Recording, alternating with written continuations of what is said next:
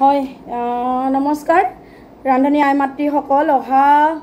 4 তাৰিখে 4 জুলাই তাৰিখে আমি আন্দোলনৰ কাৰ্যসূচী লৈছো যেহেতু নেকি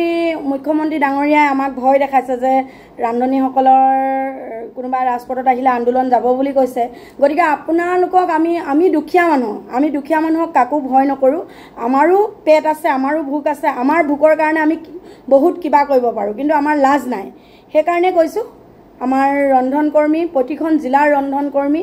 অহা 4 তাৰিখে খানাৰ পৰা আমি জনতা ভৱন ৰেলী কাৰ্যসূচী লৈছো আপোনালোকক তাত 4 তাৰিখে ৰাতিপুৱা 7 বজাত আহি পাবলৈ মই আহ্বান জনাইছো সকলো জিলা কমিটি 1,08,000 ৰন্ধনকৰ্মী আপোনালোক ওলাই আহক আমি চৰকাৰৰ ৰঙা চকুক কেতিয়াও ভয় নকৰো আমাৰ প্ৰাপ্য অধিকাৰৰ কাৰণে আমি যুঁজিম আৰু যুঁজি যাম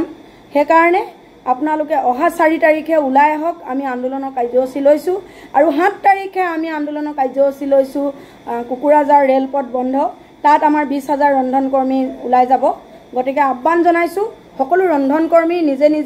নিজৰ টুপি আৰু মুখত কুলা কাপোৰ মাৰিবলৈ আপোনালোকে লৈ আহিব গতিকে ৰান্ধনী সন্থা জিন্দাবাদ জয় আই অসম